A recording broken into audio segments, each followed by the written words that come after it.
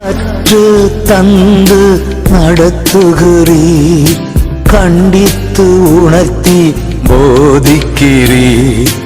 ஆவியானவரே, தூய ஆவியானவரே,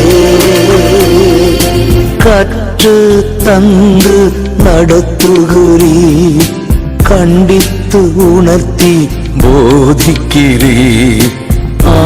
ஆவியானவரே, தூய ஆவியானவரே. கர்த்தருடைய நாமம் ஒன்றே மகிமைப்படுவதாக.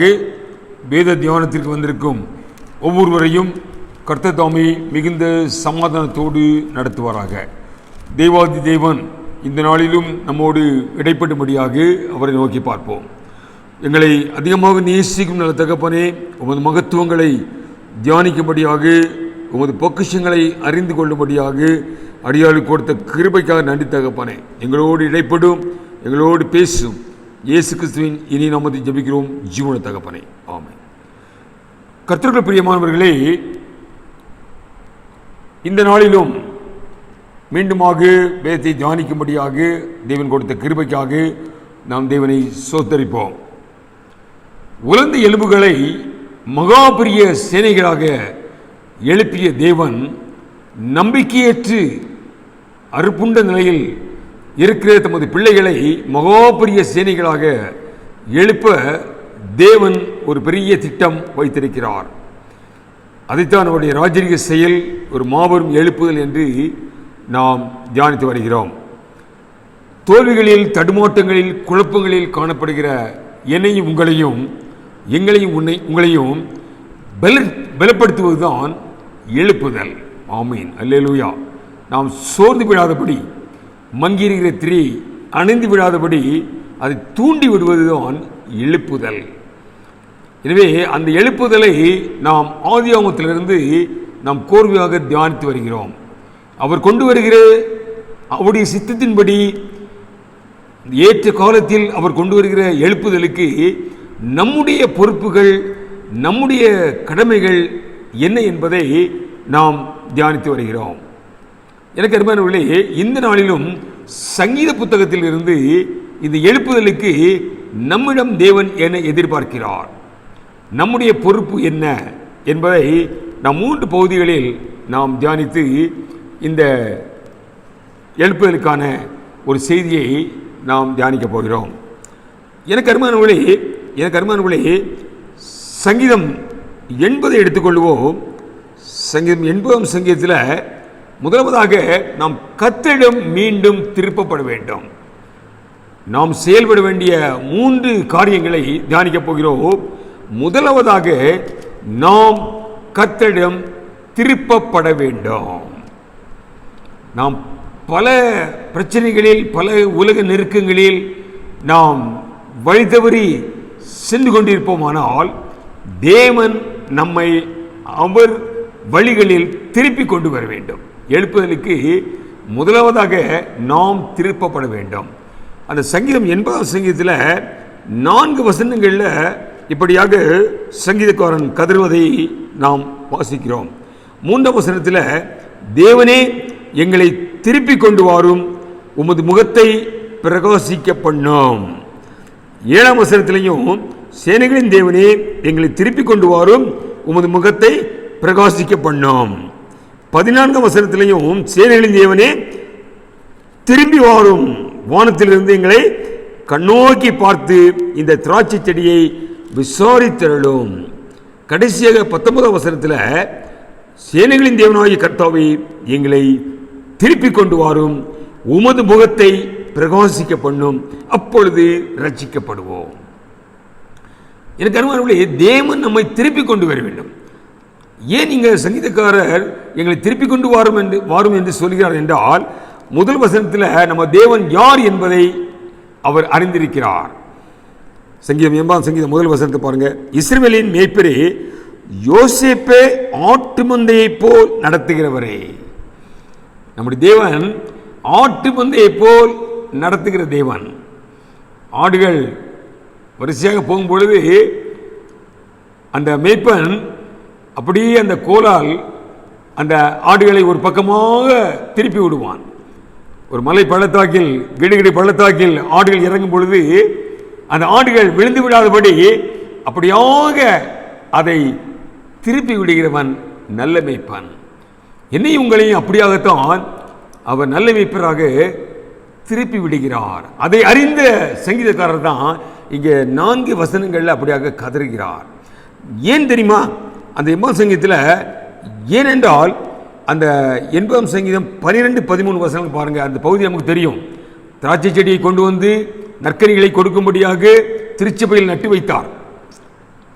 ஆனால் கசந்த கனிகள் கொடுக்கப்பட்டது. எனவே திராட்சை தோட்டத்தின் வேலிகளை தகர்த்து போட்டார். அங்க 14 வசனத்தில் சொல்லுவாங்க, இப்பொழுது வழி நடக்கிற யாவரும் அதை பறிக்கும்படியாக அதன் அடைப்புகளை ஏன் தகர்த்து போட்டீர்? காட்டுப்பன்றி அதை உழுது போடுகிறது, வெளியின் மிருகங்கள் அதை மேய்ந்து போடுகிறது. நானும் நீங்களும் நற்கனிகளை கொடுக்காதனால வேலிகளை பாதுகாப்பை தகர்த்து விட்டாராம். எனவே நாம் சத்துருக்களின் நெருக்கங்களினால் வழி தவறி சென்று கொண்டிருக்கிறோம். எனவே எங்களை திருப்பி கொண்டு வரும் என்று இங்க சங்கீதக்காரர் கதறுவதை போல நாமும் தேவனுடைய எழுப்புதலை காண நாம் திருப்பப்பட வேண்டும். அங்க சங்கீதம் 85:6 என்ன சொல்ல பாருங்க. சங்கீதம் 85:6 வசனத்தை பாருங்க. உமது ஜனங்கள் உம்மில் மகிழ்ந்திருக்கும்படி நீர் எங்களை திரும்ப உயிர்ப்பிக்க மாட்டீரோ? திரும்ப ஒரு விசை நம்மளை உயிர்ப்பித்தார். இப்பொழுதோ அங்க 80 சங்கீத வாசித்தபடி காட்டு பன்றிகள் மேய்ந்து போடுகிறது, வேலிகள் தகர்க்கப்பட்டது. எனவே மீண்டும் எங்களை உயிர்ப்பிக்க மாட்டீரோ? மீண்டும் எப்படி நம்மளை உயிர்ப்பிப்பார் என்பதை நாம் தெரிந்து கொள்ள வேண்டும். இதெல்லாம் எழுப்புதலுக்கு நம்முடைய பிரயாசங்கள், நம்முடைய முயற்சிகள். நான் அடிக்கடி சொல்லுவேன், பிலிப்பியர்ல சொல்றாரு, நாம் நடுக்கத்தோடும் பயத்தோடும் நாம் செயல்படும் பொழுது கர்த்தர் அவருடைய சித்தத்தை நிறைவேற்ற வல்லவராக இருக்கிறார். அவர் சித்தத்தை நிறைவேற்றுவார். அவர் எடுத்த முடிவை மாற்ற மாட்டார். ஆனால் நம்முடைய பிரயாசம் நடுக்கத்தோடும் பயத்தோடும் பிரயாசப்பட வேண்டும் என்று பவுலடிகளார் அங்கே பிலிப்பியர் சபைக்கு எழுதுவதை நாம் வாசிக்கிறோம். எனவே எப்படி நாம் திரும்ப உயிர்ப்பிப்பது என்பது 119 சங்கீதத்தில் 25 வசனத்தை பாருங்க. என் ஆத்துமா மண்ணோடு ஒட்டி கொண்டிருக்கிறது, உமது வசனத்தின்படி என்னை உயிர்ப்பியோ. கர்த்தருடைய வசனம் நம்மளை உயிர்ப்பிக்கும். ஆமென். மண்ணோடு ஒட்டி கிடைக்கிறது ஆத்துமா. நம்ம ஆத்துமா வாழ்வது போலதான் எல்லாவற்றிலும் சுகித்து வாழ முடியும் என்று அங்கு வாசிக்கிறோம். அப்ப ஆத்மா மண்ணோடு ஒட்டி இருந்தால் எப்படி நாம் சுகித்து வாழ முடியும்? நம்ம யோசிக்கணும். எனவே அங்க சொல்ல பாத்தீங்களா, என் ஆத்மா மண்ணோடு ஒட்டி கொண்டிருக்கிறது, உமது வசனத்தின்படி உயிர்ப்பியோ. 107 வசனத்தை பாருங்க. அதே 119 107 வசனத்தில் வாசிக்கிறோம், நான் மிகவும் உபத்திரப்படுகிறேன், கர்த்தாவே உம்முடைய வசனத்தின்படி உயிர்ப்பியோம். உபத்திரவத்திலிருந்து உயிர்ப்பிக்கப்பட வேண்டும் என்றால் வசனத்தை தியானிக்க வேண்டும். ஆமீன். அதனால தான் சங்கீதக்காரன் சொல்வாரு, உமது வேத வசனம் எனக்கு மனமகிழ்ச்சியாக இராவிட்டால் என் துக்கத்தில் அழிந்திருப்பேன். எனக்கு அருமையானவர்களே, நம்ம கையில் உள்ள வேத புத்தகம் என்னையும் உங்களையும் உயிர்ப்பிக்கிற ஜீவனுள்ள வார்த்தைகள். எனவேதான் எசேக்கியேல் தீர்க்கதரிசி சொன்னாரு, என் தீர்க்க தரிசனத்தை உரை, ஒண்ணும் பண்ணாத உலர்ந்த எலும்புகளுக்கு என் தீர்க்க தரிசனத்தை சொல், அவர்கள் மகாபெரிய சேனைகளாக எழும்புவார்கள். எனவே வசனத்தின்படி உயிர்ப்பியும். அடுத்த பாருங்க 119 சங்கீதம் 159 வாசிப்போம். 159 வசனம். இதோ உம்முடைய கட்டளைகளை நேசிக்கிறேன், கர்த்தாவே உமது கிருபையின்படி என்னை உயிர்ப்பியோம். கிருபையின்படி. பவுலடிகளாருக்கு முள் கொடுக்கப்பட்டது. 3ஆம் முறை எடுத்துக்கொள்ளப்பட்ட பவுலடிகளார் 3 முறை மன்றாடுகிறார். முள்ள எடுக்கல, என் கிருபை உனக்கு போதும். அப்போ எனக்கு அருமையானவர்களே, அவர் கிருபையின்படி நம்மை உயிர்ப்பிக்க வேண்டும். இதைதான் பவுலடிகளார் சொல்றாரு, எங்களுக்கு பாடுகள் பெருகுவது போல கிருபையும் பெருகிறது. அந்த கிருபை நம்முடைய வாழ்க்கையில் பெருக வேண்டும். அந்த கிருபையை பெற்றுக்கொள்ள வேதம் சொல்லுகிறது, நாம் தாழ்மையுள்ளவர்களாக காணப்பட வேண்டும். தாழ்மையுள்ளவர்களுக்கோ தேவன் கிருபை அளிக்கிறார். அப்ப இந்த வேத வசனங்களினால் கிருபையால் எங்களை உயிர்ப்பிப்பது மட்டுமல்ல, உயிர்ப்பித்து திரும்ப தேற்றப்பட வேண்டும். அதான் முக்கியமான காரியம். நம்ம ஆறுதல் இழந்திருப்போம், காயப்பட்டிருப்போம், காரணமில்லாத காயங்கள். மீண்டும் நம்மை தேற்ற வேண்டும் தேவன். எழுப்புதலுக்கு நாம் திருப்பப்பட்டு தேற்றப்பட வேண்டும். முதலாவதாக அதுக்கு நம்முடைய பிரயாசங்கள் தான்.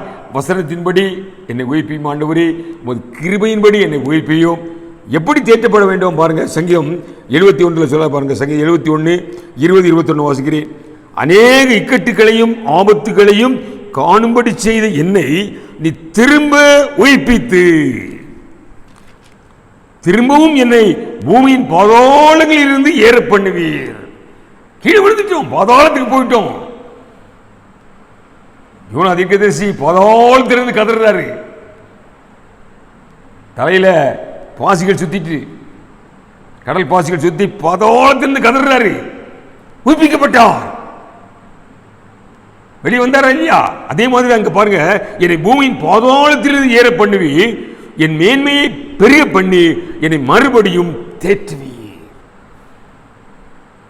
நமக்கு கொடுக்கப்பட்ட ஆவியானவர் தேற்றவாளன், தேற்றுகிறவர். அநேக இக்கட்டுகள் ஆபத்துகளை காணும்படி செய்த இக்கட்டுகள் ஆபத்துகள் தானாக வரல, அவரே அனுமதித்திருக்கிறார். கர்த்தருடைய பிள்ளைகளுக்கு நல்லா கவனிக்கணும். இக்கட்டுகளையும் ஆபத்துகளையும் காணும்படி செய்த ஒரு நோக்கத்துக்காக அந்த இக்கட்டுகளை ஆபத்துகளை பிரச்சனைகளை அனுமதிக்கிறார். இப்ப கேட்கிறார், ஆண்டவரே இந்த பிரச்சனைகள் இக்கட்டுகள்ல நான் பாதாளத்தில் விழுந்துட்டேன், காயப்பட்டு விட்டேன், நீ நல்ல சமாரியன், காயம் கட்டி என்னை மறுபடியும் தேற்றுவீர். அப்போ எனக்கு அருமையானவர்களே, இந்த எழுப்புதலை பெற்றுக்கொள்ள, தேவன் எழுப்புதலை கொண்டு வர நம்முடைய பங்கு. நம்ம ஜெபம் பண்றோம், நல்லது, நாம ஜெபம் பண்றோம். எழுப்புதலுக்காக நாம் 5 விதமான ஜெபங்களை ஆரம்பத்தில் தியானித்தோம். எழுப்புதலுக்காக நாம் செய்ய வேண்டிய 5 விதமான ஜெபங்கள்: விடாப்பிடியான, வைராக்கியமான, மன நொறுக்கப்பட்டவர்களாக, பாவங்களை அறிக்கையிட்டு, இப்படியா ஜெபம் பண்றோம்.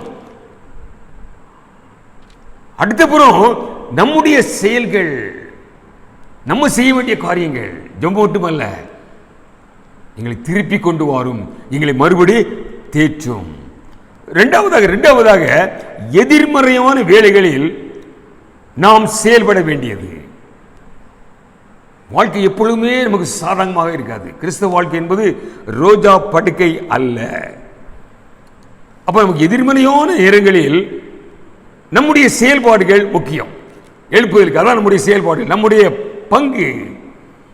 காரியம் தலைகீழாக தான் வரும், நம்பிக்கையில் இழந்து போவோம். அங்க ஆபிரகாம் ஆதியாகமத்தில் வாசிக்கிறோம் இல்லையா? எல்லாவற்றையும் நம்புவதற்கு சாத்தியம் இல்லை. சரீரம் செத்து போயிட்டு, சூழ்நிலைகள் சாதகமாக இல்லை. அதே மாதிரி நம்ம வாழ்க்கையில் எல்லாம் தலைகீழாக காணப்படும். அப்படி நேரங்களில் நாம் எப்படி செயல்பட வேண்டும்? எழுப்புதலுக்கு சங்கீதம் 71 எடுத்துக்கணும். 71 சங்கீதத்தில் பாருங்க, 71ஆம் சங்கீதம் 11ஆம் வசனம். நம்முடைய நிலை எப்படி இருக்கும் பாருங்க. தேவன் அவனை கைவிட்டார், அவனை தொடர்ந்து பிடியுங்கள், அவனை விடுவிப்பார் இல்லை என்கிறார்கள். தேவன் கைவிட்டார்ப்பா. அப்படிதான் கட்சிக்கிற சிங்கந்த மாதிரி வரான், உரிமை வரான், தொடர்ந்து பிடிக்கிறதுக்கு சத்துரு. தேவன் அவனை கைவிட்டார், தொடர்ந்து பிடியுங்கள், அவனை விடுவிப்பார் இல்லை என்கிறார்கள். ஆனால் நம்முடைய செயல் எப்படி இருக்கணுமா? அதே 71:14 வசனத்தில், நானோ தேவன் அவனை கைவிட்டார், அவனை பிடியுங்கள் என்று சொல்கிறார்கள், நானோ எப்பொழுதும் நம்பிக்கொண்டிருந்து மேன்மேலும் உம்மை துதிப்பேன். அப்ப நம்முடைய செயல் எப்படிப்பட்ட சாதகமாக காரியங்கள் இல்லாத போது, எதிர்மறையாக ஜெபங்களுக்கு பதில் இல்லாத போது, எங்க ஆபத்து தீர்க்கதரிசி புத்தகத்தை வாசித்தோம். ஜெபத்திற்கு பதில் மட்டும் இல்லாம போகதான், முரண்பாடான பதில், எதிர்மறையான பதிலை கொடுப்பாரு. நம்ம தியானிச்சிருக்கிறோம். யூதா ஜனங்களை ரட்சிக்க வேண்டும் என்று கதறாரு தீர்க்கதரிசி. தன் ஜனங்களுக்காக ஏன் மௌனமாக இருக்கிறீர் என்று கதறாரு. என்ன சொன்னாரு? அப்படியே அவன் பிள்ளைகளுக்காக ஜெபம் பண்ற, கல்தேரி என்ற கொடிய ஜாதியை கொண்டு வந்து அடிக்க போறப்பா அவன் பிள்ளைகளை. ஒரு பிரச்சனைக்காக ஜெபம் பண்ணிட்டு இருப்போம், எதிர்பாராத இன்னொரு பிரச்சனை வந்து சேரும். அதான் கிறிஸ்தவ வாழ்க்கை. அப்போ அப்படிப்பட்ட நேரங்களில் நானோ எப்பொழுதும் நம்பிக்கொண்டிருந்து மேன்மேலும் உம்மை துதிப்பேன். ஊழ்சியிலவ சிறையை தூக்கி போட்டாங்க. என்ன பண்ணாங்க? கவர்மெண்ட்டுக்கு பெட்டிஷன் கொடுக்கல, போராட்டம் பண்ணல, துதிச்சாங்க. உள்ள சிறைச்சாலை உடைஞ்சது. துயரத்தில் துதிக்க படிக்க வேண்டும், துயரத்தில் துதிப்பதற்கு படித்துக் கொள்ள வேண்டும். அதான் கிறிஸ்தவ வாழ்க்கை. ஆமீன். எழுப்புவதை காண்பதற்கு துயரங்கள் வரும்பொழுது துதிக்க வேண்டும். தடைகள் வரும். நாங்க பத்மிக்குள்ள அதட்டினாங்க, பேசலாடா. நாங்க முன்னிலும் அதிகமாக கூப்பிட்டான் தாவீதின் குமாரனே. போனவர் நின்று கொட்டுவா பண்ணாரு. நம்ம துதிப்பது, இந்த துயரங்களை துதிப்பது தேவனை நின்று நம்மை கவனிக்க செய்யும்.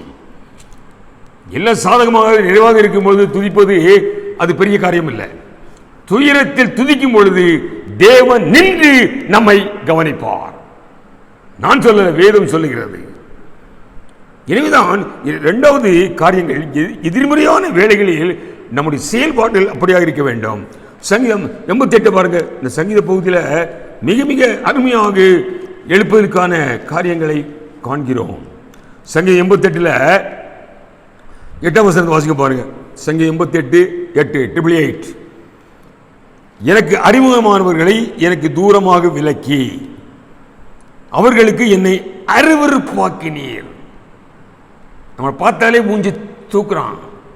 என்னை அருவருப்பாக்கினீர், நான் வெளியே புறப்படக்கூடாதபடி அடிபட்டிருக்கிறேன். வெளியே போக முடியல. குடும்ப விழாக்களில், குடும்ப ஃபங்க்ஷனில் போய் தலை நிமிர்ந்து நிற்க முடியல. அந்த அளவு அருவருப்பாகி விட்டோம். வெளியே புறப்படக்கூடாதபடி அடைபட்டு கிடைக்கிறேன். அப்படி நேரங்களில் நம்முடைய செயல்பாடு எப்படி இருக்க வேண்டும் என்றால், அதே சங்கீதத்தில் 11ஆம் வசனத்தை பாருங்க. நானோ, அந்த நானோ நான் போடல, அப்படி போடும்போது தான் கொஞ்சம் கவனமாக கவனிக்கணும்.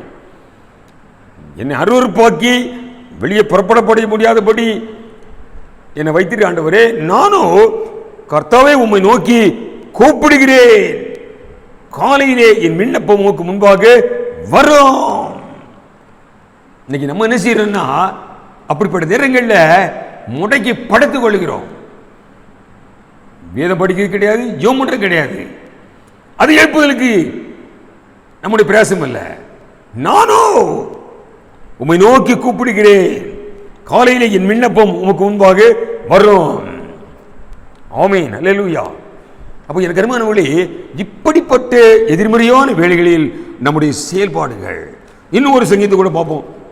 இன்னும் சங்கீதத்தில் 42ஆம் சங்கீதம் பார்ப்போம். 42ஆம் சங்கீதம் நமக்கு தெரிஞ்ச சங்கீதம் தான். 42ஆம் சங்கீதத்தில் தேவன் நமக்கு அடைக்கலமும் பலனும் ஆபத்து காலத்தில் அனுகூலமான துணை. கர்த்தருக்கு ஸ்தோத்திரம். 42:3 வாசிக்கும் பாருங்க. 46 தேவன் நமக்கு அடைக்கலம் சொல்லிட்டாரு. 42ஆம் சங்கீதத்தில் 3ஆம் வசனத்தில் நமக்கு அவர் அடைக்கலும் பலன் ஆபத்து காலத்தில் அனுகூலமான துணை என்று நம்ம முழங்குறோம்.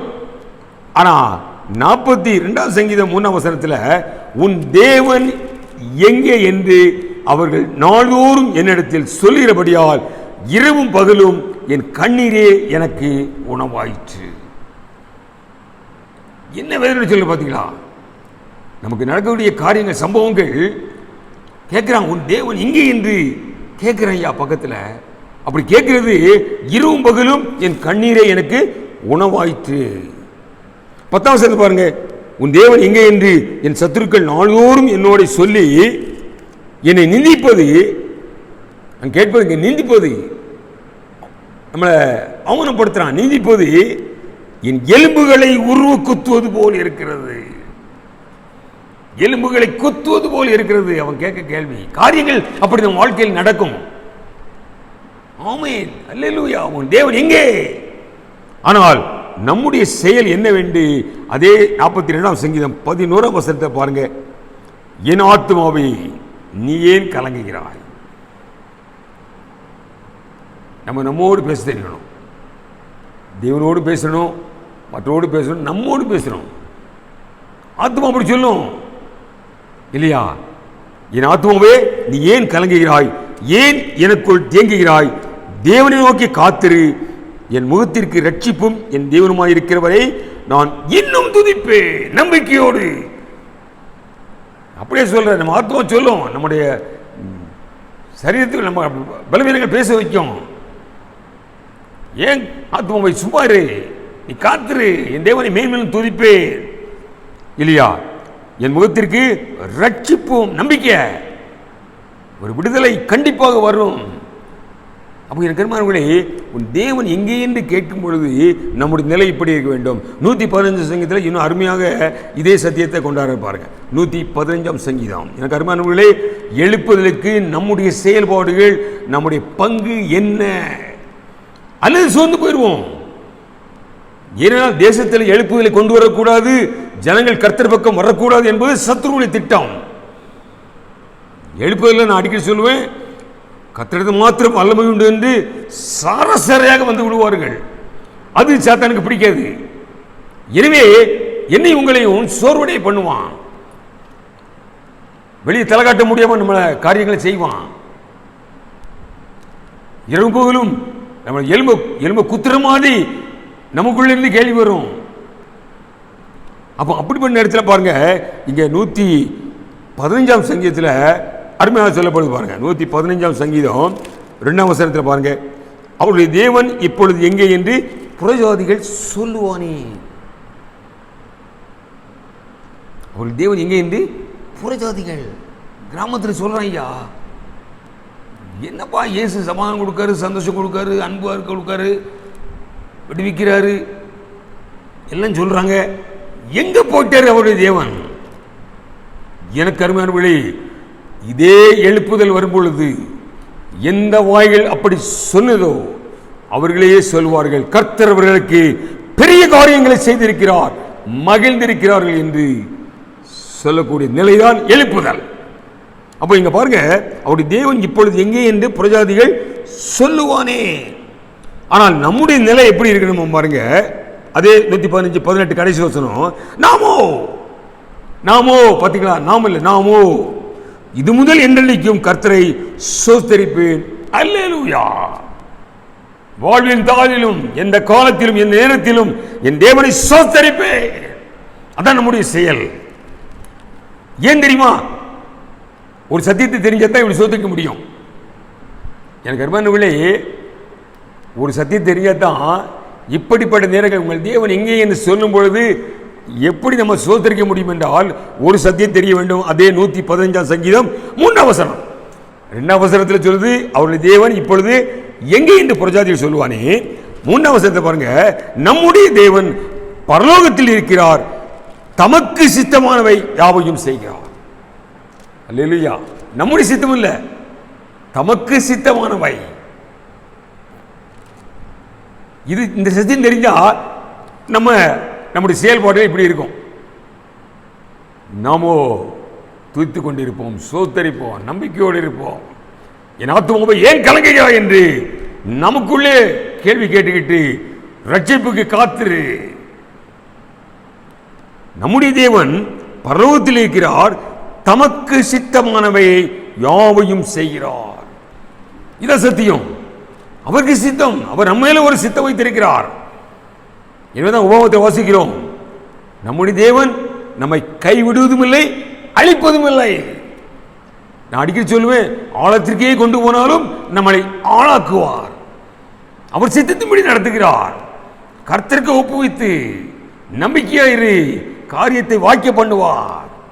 எனக்கு அருமையானவர்களே, அப்போ எதிர்மறையான சூழ்நிலைகளில் இப்படி செயல்படுவது எழுப்புதலுக்கு நம்முடைய பங்கு. கடைசியாக நமக்கு கொடுக்கப்பட்ட ஆயுதங்களை பயன்படுத்த வேண்டும். அதான் முக்கியமான காரியம். இப்படிப்பட்ட நேரங்களில் தேவன் நமக்கு ஆயுதங்களை கொடுத்திருக்காரு. 149 சங்கீதத்தை நான் அடிக்கடி தியானிச்சிருக்கிறேன். மீண்டுமாக அது கொஞ்சம் பார்ப்போம். 149 சங்கீதத்தில் நமக்கு அப்படிப்பட்ட நேரங்களில் 2 ஆயுதங்களை தேவன் கொடுக்கிறான். 149 6 முதல் வாசிக்கிறேன். ஜாதிகளிடத்தில் பழிவாங்கவும் ஜனங்களை தண்டிக்கவும் அவருடைய ராஜாக்களை சங்கிலிகளாலும் அவருடைய மேன்மக்களை இருப்பு விலங்குகளாலும் கட்டவும் எழுதப்பட்ட நியாய தீர்ப்பை அவர்கள் மேல் செலுத்தவும். எல்லா துறைத்திறங்களையும் அதிகாரங்களையும் உரிந்து கொண்டு கல்வாரி சிலுவையில் வெற்றி சிறந்தார். சத்துருவுக்கு தோல்வி. இதை எழுதப்பட்ட நியாய தீர்ப்பு. அந்த நியாய தீர்ப்பை இல்லையா, எழுதப்பட்ட நியாய தீர்ப்பை அவர்கள் பேரில் செலுத்தவும். யாரு மேல? நமக்கு துன்பத்தை துயரத்தை கொண்டு வருகிற சத்துரு மேல அந்த நியாய தீர்ப்பை செலுத்த வேண்டும். சத்துருவே, உனக்கு தோல்வி. கல்வாரி சிலுவையில் நீ தோத்தவன். ஜட்ஜ்மெண்ட் ஆண்டு இருக்கு. இன்னைக்கு அந்த ஜட்ஜ்மெண்ட் அப்படி இருக்கு தெரியல. பிசாசு தோற்கடிக்கப்பட்டவன், அவன் முகத்திரை கிழிக்கப்பட்டவன். அந்த ஜட்ஜ்மெண்ட் நம்ம இருக்கு. இதை நம்ம செலுத்த வேண்டுமாம். கோர்ட்டு கேஸ எக்ஸிக்யூட்டிவ் பாண்டுமாங்க, அதை அமுல்படுத்தினா தான் நம்ம ஜெயிக்க முடியும். ஒரு இடத்துல ஒரு தகராறு பண்ணிட்டு இருக்கான். அந்த இடத்துடைய பட்டா பத்திரம் நம்மகிட்ட இருக்கு. அவன் பெரிய ரவுடி சேர்த்து வச்சுக்கிட்டு அந்த இடம் எனக்கு தான் சொல்றான். நம்ம என்ன பண்ணோம்? இந்த பத்திரத்தை கொண்டு ரிஜிஸ்டர் ஆஃபீஸ்லயோ போலீஸ் ஸ்டேஷன்ல காமிச்சாச்சுன்னா நீ சும்மா இருப்போம். நம்ம ஒன்றும் செய்யண்டாம். அந்த டாக்குமெண்ட் வேலை செய்யும். அதான் எழுதப்பட்ட நியாய தீர்ப்பு. சாத்தானுக்கு தோல்வி. அவன் முகத்திரை கிழிக்கப்பட்டவன், அவன் நசுக்கப்பட்டவன் என்ற எழுதப்பட்ட அந்த தீர்ப்பை செலுத்த வேண்டும். இதை எழுப்புவதற்கு நம்முடைய பங்கு. அது செலுத்துவதற்கு பாருங்க, அவர்கள் மேல் செலுத்துவதற்கு அவர்கள் வாயில் கர்த்தரை உயர்த்தும் துதியும் அவர்கள் கையில் இருபுறம் கற்கொள்ள பட்டயமும். வாயில் துதியும் கையில் பட்டயமும், 2 ஆயுதம். எனக்கு அருமையானவர்களே, கர்த்தருடைய பிள்ளைகள் இந்த 2 ஆயுதத்தையும் பயன்படுத்தாதான் தான் இன்னைக்கு சத்ரு கையில் சிக்கிக் கொள்கிறார்கள். அவர்கள் வாயில் கர்த்தரை உயர்த்தும் துதியும் அவர்கள் கையில் இருபுறம் கற்கொள்ள பட்டயமும் இருக்கும். இந்த கணம் அவருடைய பரிசுத்தவான்கள் யாவருக்கும் உண்டாகும். யார் பரிசுத்தவான்கள்? அவர் இரத்தத்தால் கழுவப்பட்ட நீதிமான்கள். சபைக்குள் இருக்கிற யாவரும் பரிசுத்தவான்கள். அதுதான் எழுத எபிரேயர்ல பரம அழைப்பிற்கு அழைக்கப்பட்ட பரிசுத்த சகோதரரே, பரிசுத்தவான்கள். ஒவ்வொருவருக்கும் இந்த ஆயுதம் கொடுத்திருக்காரு, துதியும் பட்டயமும். இன்னைக்கு சும்மா வச்சுக்கிட்டு இருக்கோம் பயன்படுத்தாம. அப்போ எழுப்புதலுக்கு நம்மோடு போராடுகிற சத்ருவை எப்பா உன் துரத்தின அதிகாரத்தை எல்லாத்தையும் உறிந்து கொண்டு என் தேவன் வெற்றி சிறந்தோர், அந்த வெற்றியை எங்கிட்ட கொடுத்திருக்காரு என்று நாம் அமுல்படுத்த வேண்டும். அதுக்கு துதியும் பட்டயம் தான். ஆண்டவர் இயேசு கிறிஸ்துவை அந்த வனாந்தரத்தில் சத்துரு கொண்டு போனான். நமக்கு தெரியும். அப்பத்தை கல்லாக மாற்றி சாப்பிடுதான். ஏன்னா இவர் பசி 40 நாள் உபவாசம் பசியோடு இருந்திருப்பாரு இல்லையா? கோபுரத்தை ஏற்றி விட்டு குதிப்பா, தேவதூதர்கள் உன்னை காப்பாற்றுவார். உலகத்தெல்லாம் காமிச்சு என் காலில் விழு, எல்லாத்தையும் கொடுக்கனா வசனத்தின் மூலமாக இப்படி எழுதப்பட்டிருக்கு. இப்படியும் அவனும் வசனம் வச்சு கேட்கிறான், அவனும் வசனத்தை வச்சு சொல்லுவான். இப்படியும் எழுதப்பட்டிருக்கிறது என்று வசனத்தினால அங்க வாசிக்கிறோம். சாத்தான் விலகி போனான். ஆமா, வசனம் நம்மகிட்ட இருக்கும் பொழுது தேவனுடைய பட்டயம் எபேசியர் வாசிக்கிறோம். பட்டயம், ஆமா, பட்டயத்தை கையில் எடுக்கணும். வேத வசனத்தை மூலமாக தான் நம்மோட போராடுகிற சத்ருவை வெளியே விரட்ட முடியும். இல்லட்டா வேதம் சொல்லுகிறது, நான் சொல்லல, யாரை விழுங்கலாம் என்று வகை தேடி சுத்தி தீர்கிறான். இதோ ஞாயிற்றுக்கிழமை வந்து 4 வசனத்தை கேட்குவது வசன தியானம் இல்லை. வேத தியானத்திற்கு வர வேண்டும், வேதத்தை தியானிக்க வேண்டும். படிப்பது மட்டுமல்ல, டெய்லி எந்திரிச்சு ஒரு சங்கீத வாசித்து போறது வேத தியானம் இல்லை. உட்கார்ந்து தியானிக்கணும், என்ன சொல்லுகிறார் தேவன். அங்கே எஸ்ரா தலை சிறந்த வேத பாரகனாக இருந்தாராம். வாசித்தோம், தியானித்திருக்கிறோம். எப்படி வாசிப்பது மட்டும் இல்லை, வேதத்தை தியானித்து கை கொண்டு மற்றவர்களுக்கும் போதித்தான். அதான் ஒரு மெச்சூர்டு, ஒரு வளர்ச்சியடைந்த நிலை. அப்போ எனக்கு அருமையானவர்களே, இந்த வேத வசனங்கள் மூலமாக இரண்டாவதாக துதி, அது ஒரு பெரிய ஆயுதம். நமக்கு தெரியும், யோசபாத் ராஜாவுக்கு விரோதமாக 3 விதமான ராஜாக்கள் கூறிட்டாங்க. என்ன பண்ணாரு? நமக்கு 2 நாளாம் 20ஆம் அதிகாரம் அடிக்கடி தியானிச்சிருக்கிறோம். இவன் ஏதோ பெரிய படை பட்டாளத்தெல்லாம் தயாரிக்கல, இராணுவத்தை உண்டாக்கல. கர்த்தர் நல்லவர், அவர் கிருபை இன்னும் உள்ளது என்று துதிப்பதற்கு சாதாரண பாடகர் குழுவை அந்த இராணுவத்துக்கு பின்னால் கொண்டு நிப்பாட்டினான். அவங்க துதிச்சாங்க. நமக்கு தெரியும், எதிரிகள் ஒருவருக்கொருவர் வெட்டுண்டு விழுந்தார்கள். எனக்கு கருமாநிலை, துதி ஒரு ஆயுதம். துதி எடுத்தால் சாத்தான் ஓடுவான். இந்த 2 ஆயுதங்களை இன்னைக்கு பயன்படுத்தாதனால்தான் இன்னைக்கு நம்ம தோல்வியில் சோர்ந்து போயிருக்கிறோம். அப்போ எழுப்புதலை காண வேண்டும் என்றால் இந்த ஆயுதங்களை நாம் பயன்படுத்த வேண்டும். ஆமீன். துயரத்தில் துதிக்க வேண்டும். அங்கே சங்கீதம் 119:92 மட்டும் வாசிப்போம். 119:92 என்ன சொல்ல பாருங்க. 119 சங்கீதம் 92 உமது வேதம் என் மனமகிழ்ச்சியாக இராதிருந்தால் என் துக்கத்திலே அழிந்து போயிருப்பேன். ஆமீன். கர்த்தரை துதிக்கும்படியாக துதியை நம்மகிட்ட கொடுத்திருக்காரு. அங்கே பவுலும் சீலாவும் துயரத்தில் துதித்ததினால் விடுதலை அடைந்தார்கள். அப்போ எனக்கு அருமையானவர்களே, இந்த எழுப்புதலுக்கு இந்த சங்கீத புத்தகத்திலிருந்து 3 அருமையான சத்தியங்களை தேவன் நமக்கு தருகிறார். நாம் செயல்பட வேண்டிய நம்முடைய பொறுப்பு என்ன என்பதை இந்த சங்கீத புத்தகத்தில் 3 பகுதியில் தியானித்தோம். முதலாவதாக, கர்த்தரிடத்தில் நாம் திருப்பப்பட வேண்டும். திருப்பப்படுவது மட்டுமல்ல, திருப்பப்பட்டு உயிர்ப்பிக்கப்பட வேண்டும், தேற்றப்பட வேண்டும். தேற்றவாளன், ஒரு தாய் தேற்றுவது போல தேற்றுகிறவர். அநேக இக்கட்டுகள், ஆபத்துகள், வேதனைகள், வியாதிகள், துன்பங்கள், ஏன் அவரை விட்டு வழிவிலகி சென்று விட்டோம். எனவே திருப்பப்பட்டு நாம் மீண்டும் தேற்றப்பட வேண்டும். இரண்டாவதாக, எதிர்வினையான வேளைகளில் நம்முடைய செயல்பாடுகள். ஆமென். நானோ நாம் வெளியே புறப்படக்கூடாதபடி, தலை காட்ட முடியாதபடி நம்முடைய நிலைக்கு இருக்கும். யாரையும் பார்க்க முடியாது. எது கூட்ட நாட்டது ஒரு விழாக்களுக்கு செல்ல முடியாது. நம்ம நிலை அப்படி இருக்கும். நானோ மேலும் மேலும் உம்மை துதிப்பேன், நம்பிக்கொண்டிருப்பேன், ரட்சிப்பு கர்த்தருடையது. உங்கள் தேவன் எங்கே என்று சொல்லக்கூடிய அளவுக்கு நம்ம நிலைமை ஆகும். எங்கள் தேவன் பரலோகத்தில் இருக்கிறார், அவருடைய சித்தத்தின்படி என்னை நடத்துகிறார். அது மக்களுக்கு தெரியாது. நமக்கு தெரிஞ்சா நம்ம தைரியமா இருப்போம். ஓ, அவர் சித்தத்தின் மட்டும் நடத்துறார் ஐயா. ஆமென்.